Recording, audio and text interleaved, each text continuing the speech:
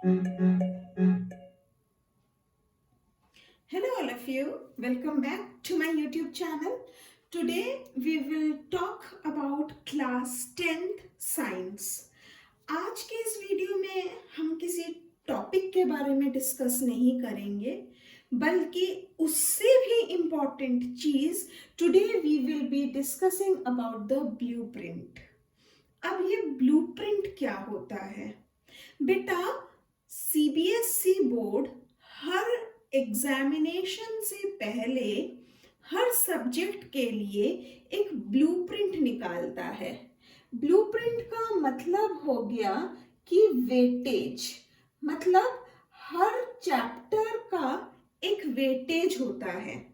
Example के तौर पे मानिए आपका अगर बायो का चैप्टर है लाइफ प्रोसेसेस, तो ये लाइफ प्रोसेसेस कितने मार्क्स का आएगा बोर्ड्स में, टोटल मिला के इसके कितने क्वेश्चंस बनेंगे, इसकी पूरी detailing about the entire subject is known as blueprint. अब 2021 में क्योंकि सिलेबस आपका चेंज हो गया है, आपने इवन ये भी देखा कि आपका क्वेश्चन पेपर का पैटर्न भी चेंज हो गया है, तो इसलिए ब्लूप्रिंट में भी काफी सारे चेंजेस आए हैं। तो आज के इस वीडियो में we will be talking about these changes and we will be talking about the weightage for each chapter of science.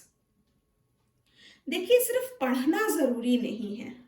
Studying is very important, but more important is strategically if you are doing your studies, हमें एक strategy अपनानी पड़ेगी। देखिए, हमें पढ़ना है, कैसे पढ़ना है वो ज्यादा जरूरी है।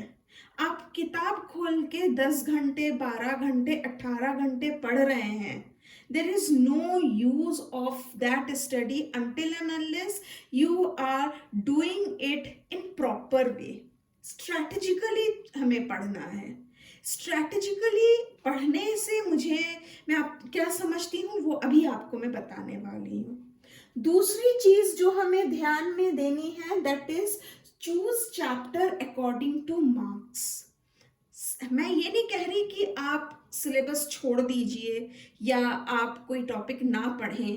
पढ़ना आपको सारे टॉपिक्स हैं, पढ़ने आपको पूरा सिलेबस है, पर आपको पता होना चाहिए कि किस में आपको ज्यादा मार्क्स स्कोर होगा। आपको पता होना चाहिए कि किन चैप्टर्स से ज्यादा क्वेश्चंस आने वाले हैं। तो जब आपको ये पता होगा, ऑटोमेटिकली आप उन चैप्टर्स पे ज्यादा ध्यान देंगे।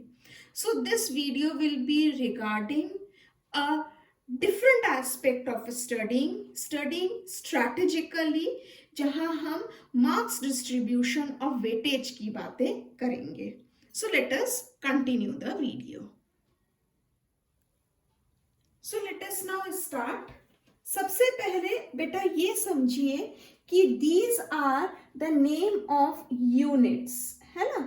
आपके बुक में जितने भी चैप्टर्स हैं, यहाँ पे चैप्टर वाइज नहीं दिया है, ये यूनिट वाइज दिया है।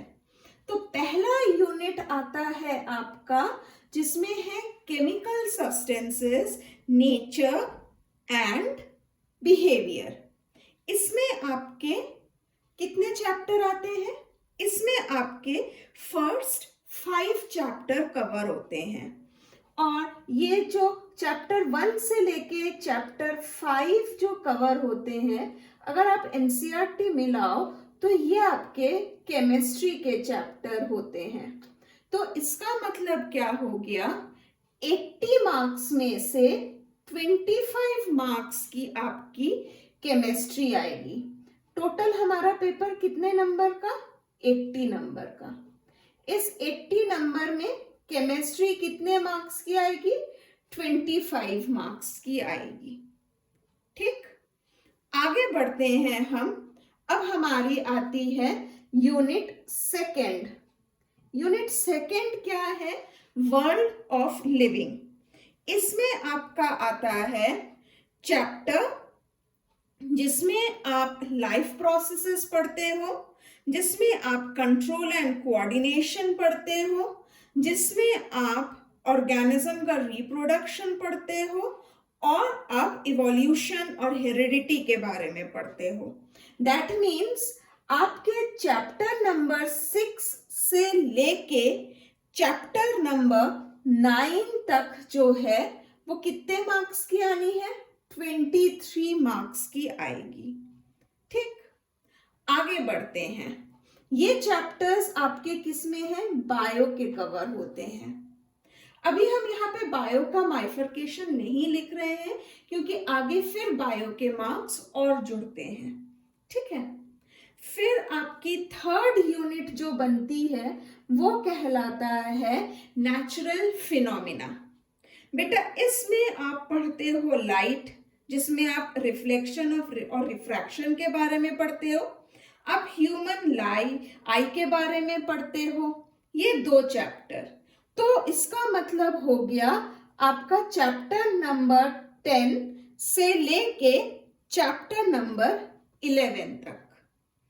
इसके बाद ये आता है आपका फिजिक्स का हिस्सा बनता है। ठीक है, इसके बाद हमारी नेक्स्ट यूनिट आती है यूनिट 4। इस यूनिट 4 में हम इफेक्ट्स ऑफ करंट पढ़ते हैं, जिसमें आपके फिर से 2 चैप्टर्स कवर होते हैं, चैप्टर 12 और चैप्टर 13, जो कि है इलेक्ट्रिसिटी और magnetic effects of electric current. ठीक है, ये भी आपका हो गया फिजिक्स का। तो अगर 12 को और इस 14 को जोड़ा जाए तो फिजिक्स हमारी कितने नंबर की बनती है?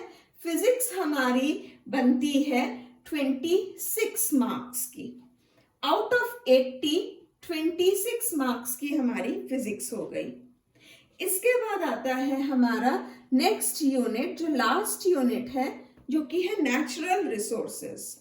इसमें हमारे आते हैं चैप्टर नंबर 14 और चैप्टर नंबर 15, जिसमें आप सोर्सेस ऑफ एनर्जी और एनवायरनमेंट और आप पढ़ते हो मैनेजमेंट ऑफ नेचुरल रिसोर्सेस। ये मिला के हो गए 5 नंबर। ये भी आप बायो के अंडर पढ़ते हो। तो यहाँ पे 23 मार्क्स प्लस यहाँ पे 5 मार्क्स, तो बायोलॉजी के आपके टोटल हो जाते हैं 28 मार्क्स। तो इसका और इसको अगर आप टोटल करते हो तो ये आपका आता है 80। ये हम बात कर रहे हैं थ्योरी के पेपर की। इसके अलावा प्लस 20 मार्क्स का आपका बनता है इंटरनल असेसमेंट। जो आप प्रोजेक्ट्स बनाते हो, फाइल्स बनाते हो, उनके मार्क्स आगे इसमें जुड़ते हैं।